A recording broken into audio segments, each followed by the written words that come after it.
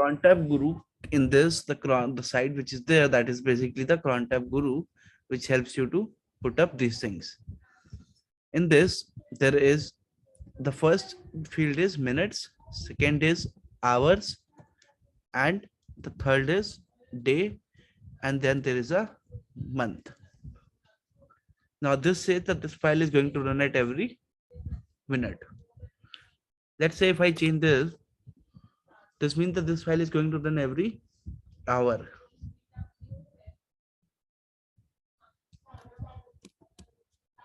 Let's say if I run this 2, so it will run it every 2 minutes. Now, whatever the based on the things we will put up the value, this file is going to run. Let's see here that whether it's created the.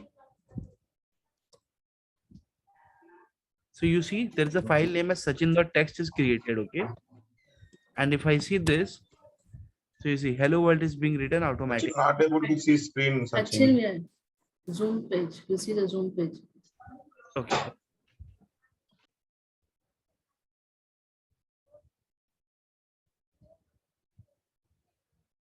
So if you see here, you see there is cat Sachin.txt. This file which I created in the cron tab, there I wrote this. If I want to edit the cron tab again, and if I want to do some more changes,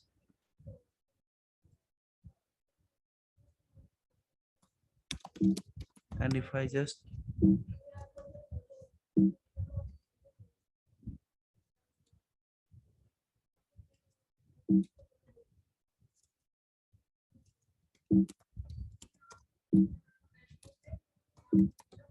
so I can make those changes from there. I don't want to make that for now. Let's again check cron tab -L. Let's check cat Sachin.txt. And you see the entries are increasing. That is at every minute the file is writing this.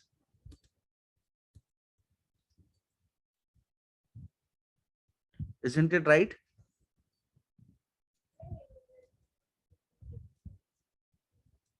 Guys, isn't it interesting? You guys got it?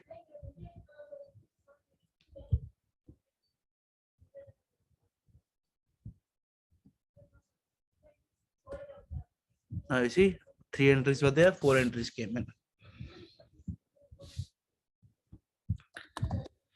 I'll delete this. To delete this, you have to just press D. Save this. Now there won't be any of the entry created for this.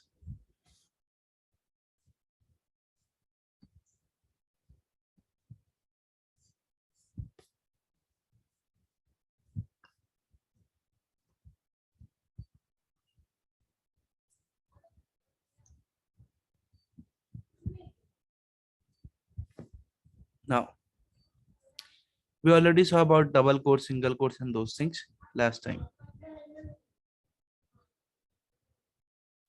Now, let's say you want to see that what type of variable or where the variable is stored. So if you write type CD, it will tell you CD is a shell built-in command. Okay, it will give you the output that it's a shell built-in command. If you type cron tab, this will tell you that cron tab is put up in this place. Or if you put type and if you put cat, again this will give you the type of that where it is stored or where it is placed. Okay, like that. So type is a command basically that tells where the through which shell it is executed or whether it's a built-in command or whatsoever it is. Okay.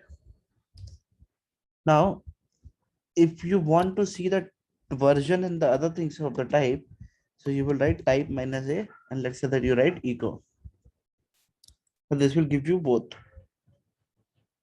Right, what is the type and where it should run. Now you want to see that where is the binary file for CP command, the command which we used to copy. So you will write which CP. Similarly, which LS. Okay. Similarly, which mkdir. This will help you to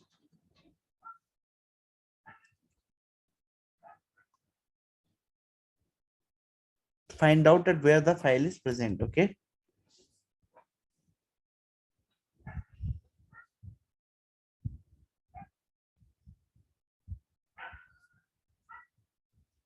Okay. Now, let's say we want to do addition of two numbers in the shell. How can I do that?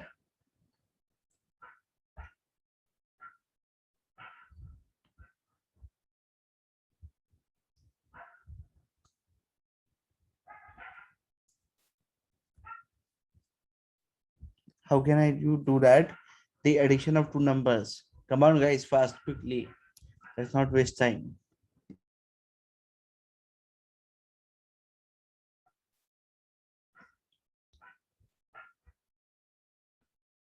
The full command, please, Satish.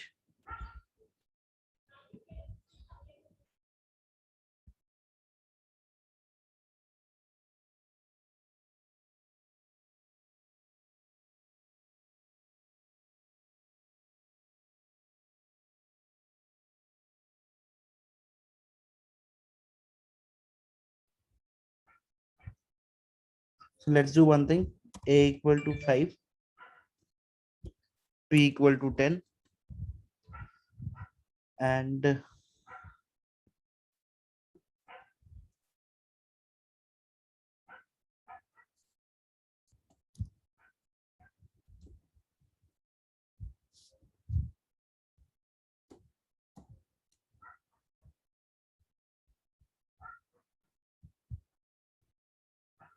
now echo is saying sum of $A plus $B. And it gives me an error. Now, if I do echo $A plus $B, then also it will not give me. Okay. Rather, I have to give like this expression $A plus $B, and this gives me the output as 15.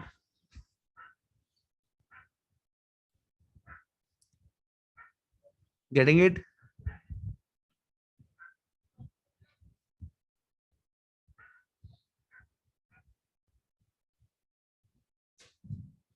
Okay.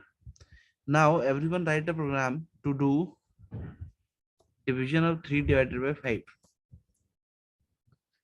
The command is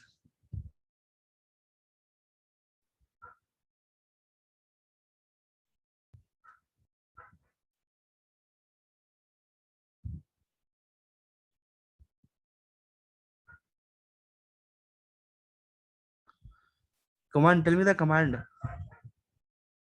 for 3 divided by 5.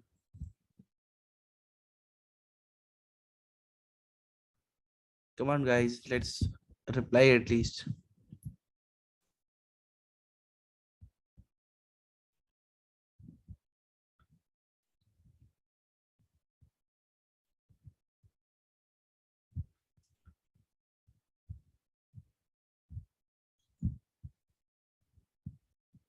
Exactly. There should be the space, and that will be $A, $B. If you give $5, $3, it will expect the value for $5 and $3. Dollar you put only and only after the variables.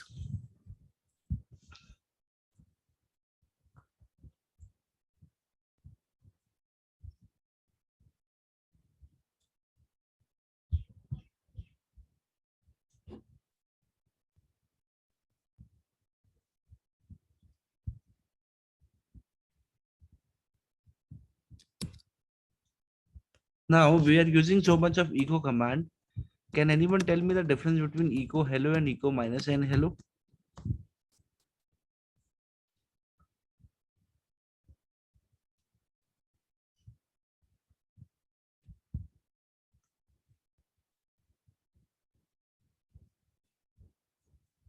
Guys,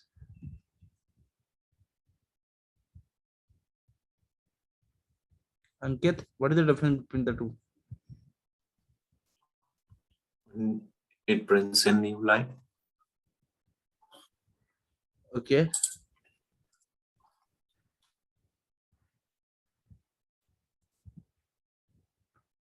Ankit, Yeah, if we write minus n, then in that case there will be no new line. In the same line, it will print. see here, I if you write guess. echo Yeah. hello and press enter, it's there. If I write echo minus n hello,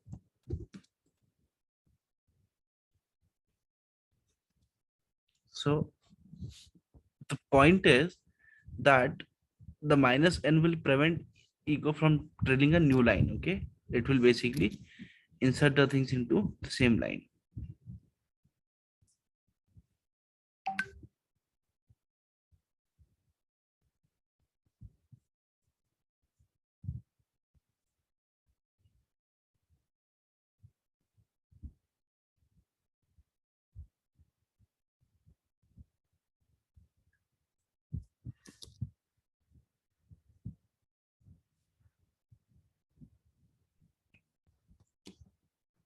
No one wants to give the command so far. Okay, so that's fine. Okay, now so let's move on further. Okay, I've talked about the and symbol and all those symbols and stuff. Now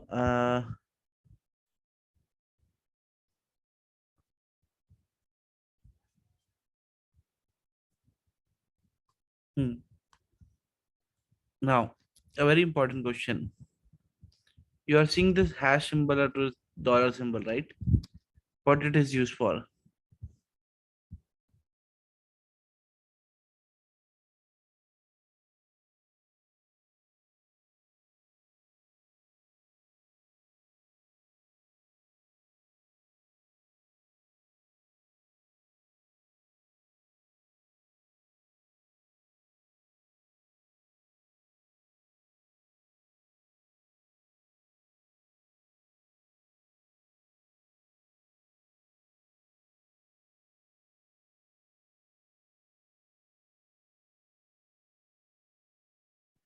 Those are the variables. That's right. The dollar and these things are what? These are the variables because those will be like a string which will be there and then it will be variables.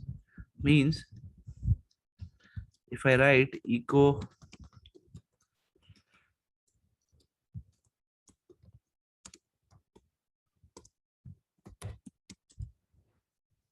so this is what this dollar shell is what? It is a variable. Anything which starts with a dollar, that is going to be variable. And that will refer to this value, whatever the value particular variable has.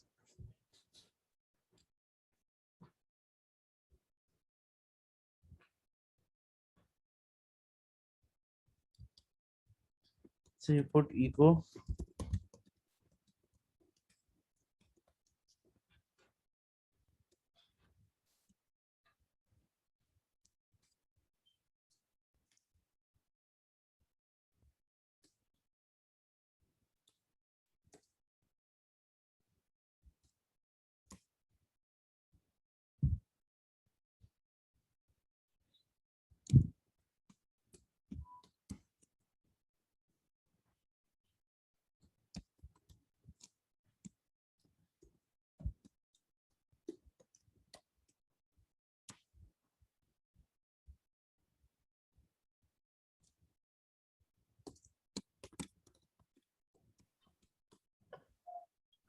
Now you see host name is another variable and it will give me this. And that's right, Vishnu. Getting it? Kishore, Henry, Deepika.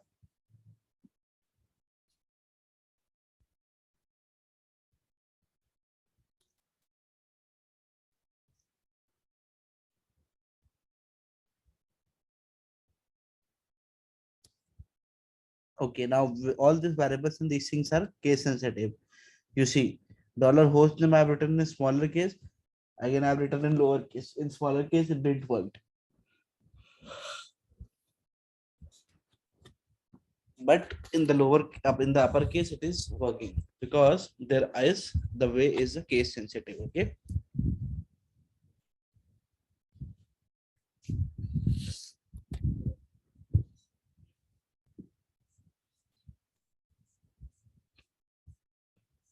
Now, there is one more important thing, okay, which is important from DevOps perspective, is this path. Path is a place where you store all of your environment variables. What you do, you store all of your environment variables. Okay, it's just same like you do in the environment variables of the path in the Windows. Similarly, here it is stored in the file name as $path.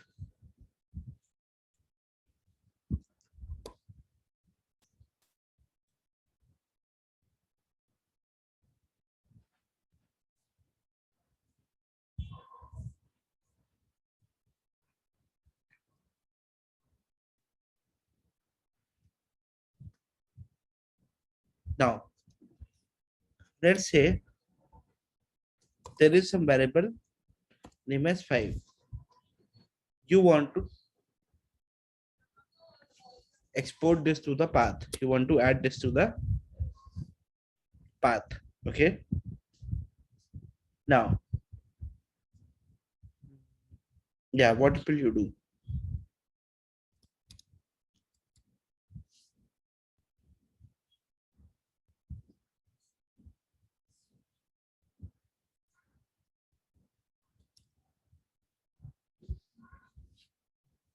Ankit, anyone can answer it.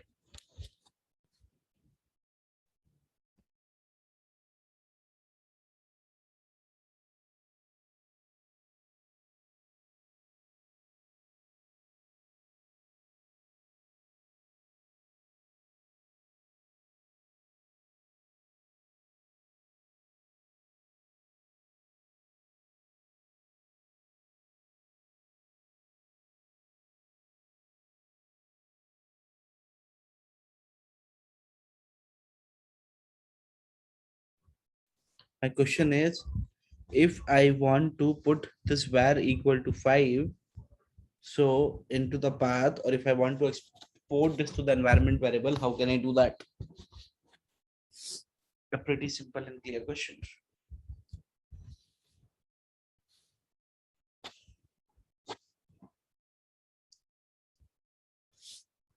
To export anything, you have to do export var equal to 5. Sorry, there should not be spaces in the Linux. And if I do echo var, sorry, echo $var, I'll get 5. Means this is basically exporting or setting up the value of this into the path in a temporary way, because this is stored just for your current session. Once the current session is over, this is also gone. So to do that, you have to add it into the path. Did you got it?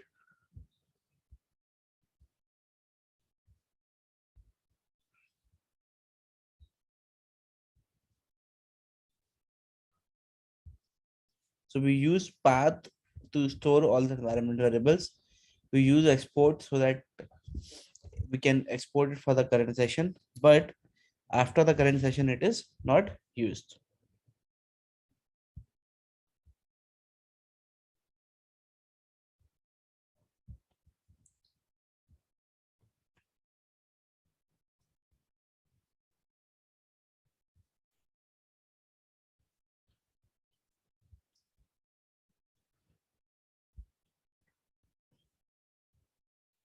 Now,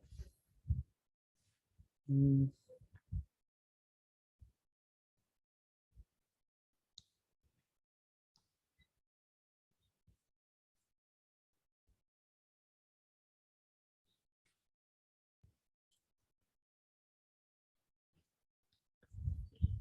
Okay. Now let's talk about little bit of scripting and these things. Okay. In the shell or in the Unix, we write the programs, we write the things, and we call it as a scripting. Okay. So whatever we write in the Unix, we call it as a shell scripting, which ends with an extension of .sh. Now, if I write vi test.sh, the very first line we have to write like this. And the reason for this is because this is a preprocessor. Means this will take everything from here only.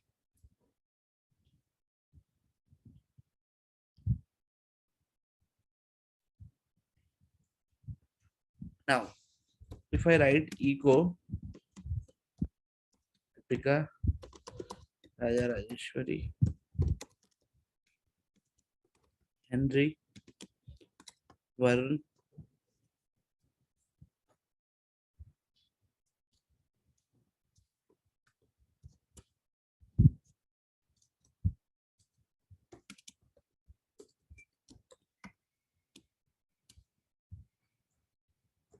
okay, and I come out of this script. If I view this script,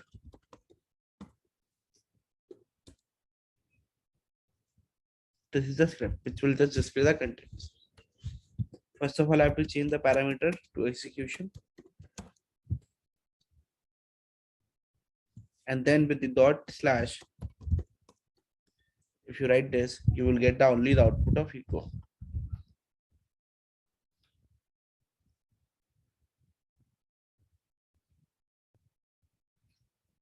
Anyone has any questions so far?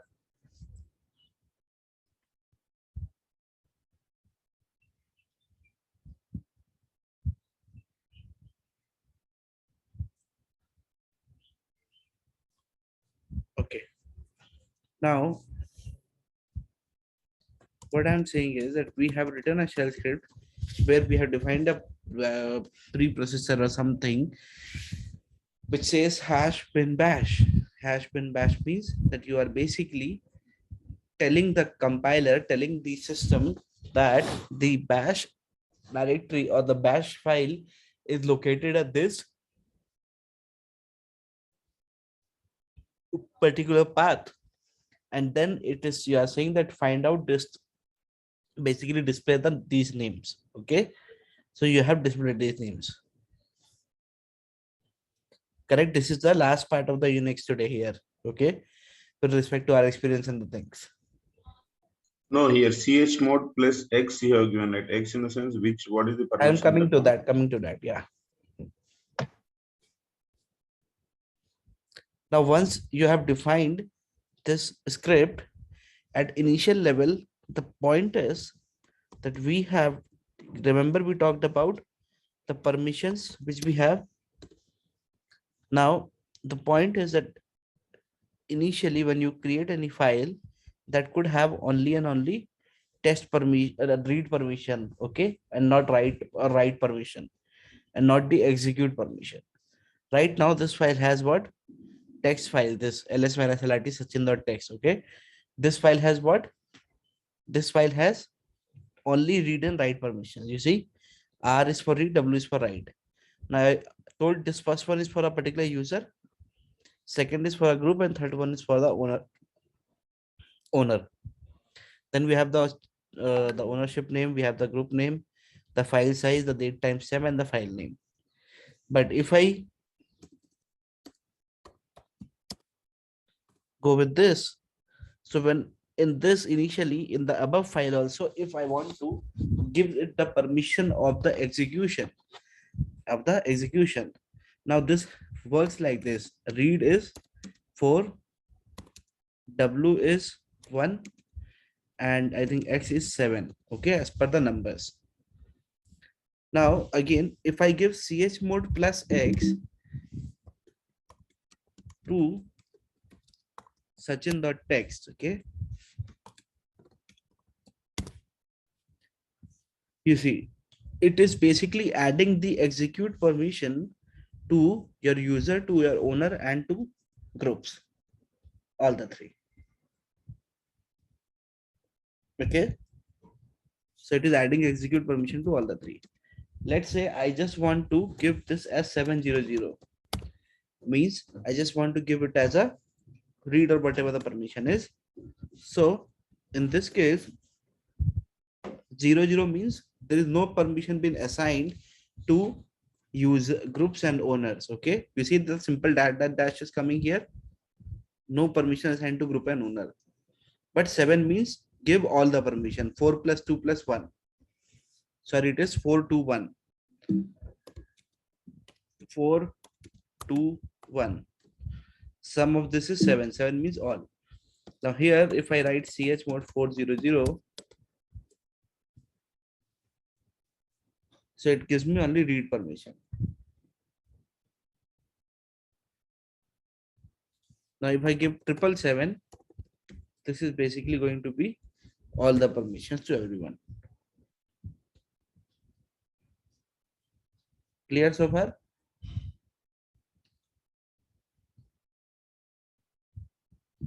Okay.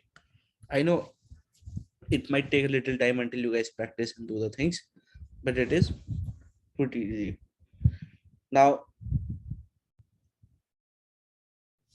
again, like writing a shell script or scripting is something which definitely gonna take much more time. Okay. However,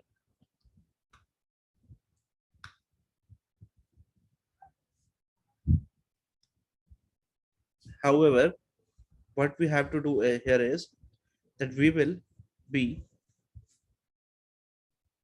now learning about this network commands. Okay, whatever the different network commands we can use. Now there is a need, one of the network command known as ping, which will basically check for the response from whatever the site you put up. Okay, like we are putting it up this way. So this is giving you the whether it is running or not, reachable or not. You see at the end it says 7 packets transmitted, 7 packets received, 0% loss. This will tell you whether from this server, the website www.google.com is reachable or not.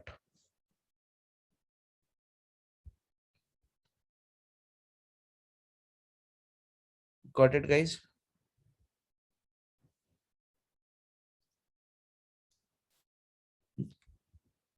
Kishore, you are getting it? Lavanya, Deepika, Rajeshwari, Sai.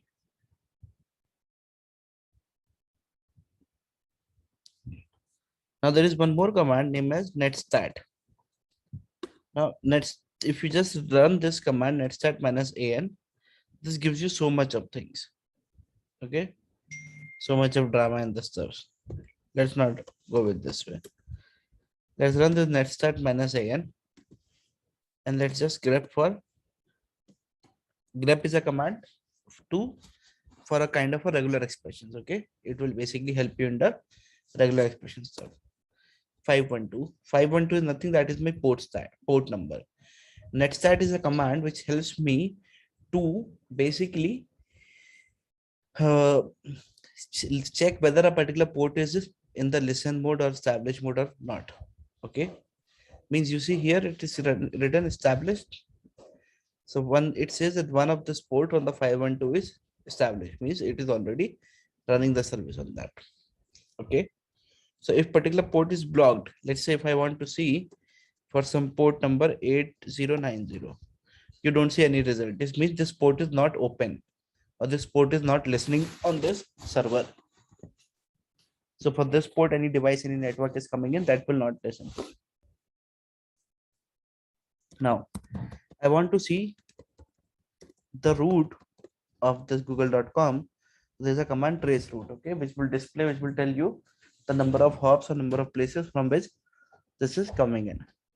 Okay, in between where you see what happens, it went from my local IP to the router. From the router, it is passing to the another this is going to tell you the path.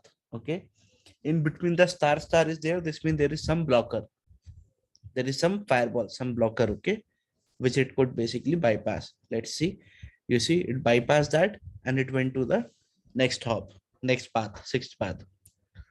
Like this, it will reach and it will complete. Maximum it goes until 30 hops. Maximum it goes until 30 hops.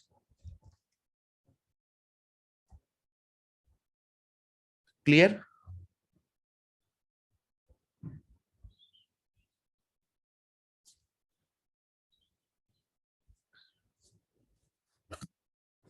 Okay. Now, okay.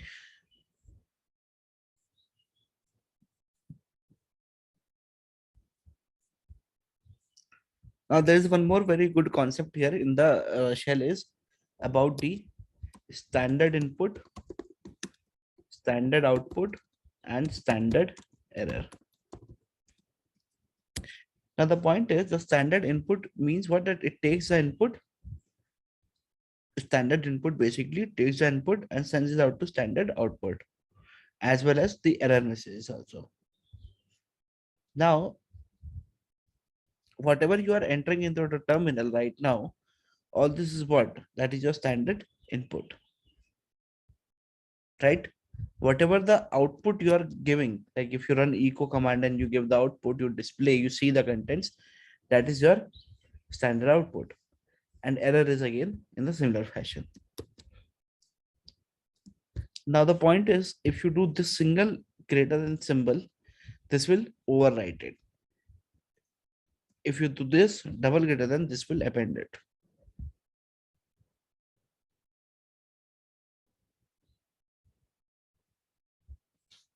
Getting it?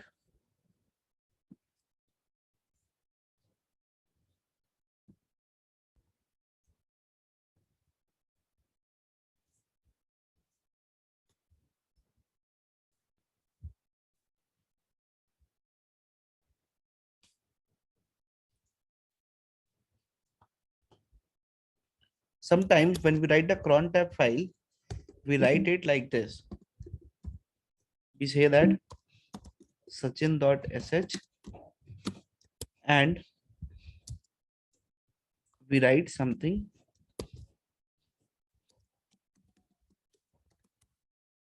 like this. This means that redirect both standard output and standard errors to the same file.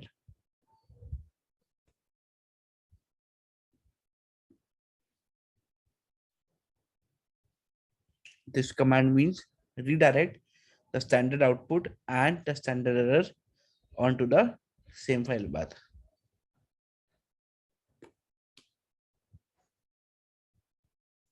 Clear? The last part is clear. Raise standard output, standard error on the same file.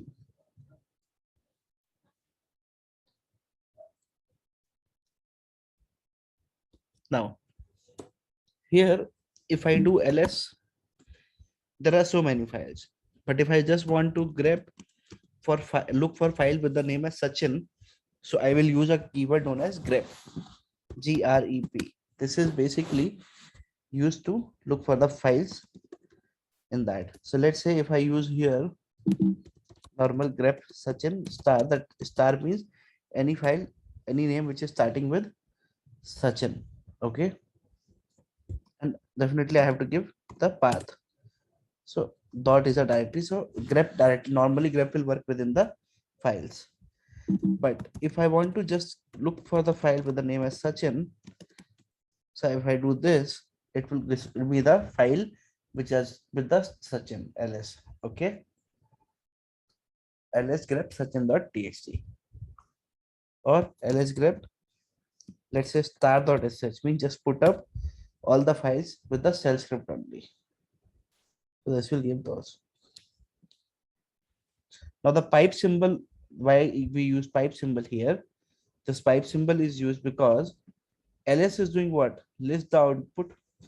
Now if you see manually, what we will do, list the output, then you will look for the file. So this is doing the same. Pipe symbol means pass over the output of first command to the second command. So for the second one, this will be the input. The output for the first will be the input for the second. Understanding it? Clear?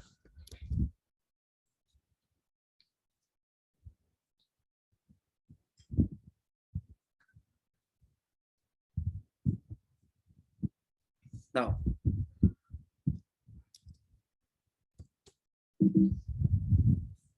let's quickly rejoin the session. I'll just end it for a minute and let's rejoin the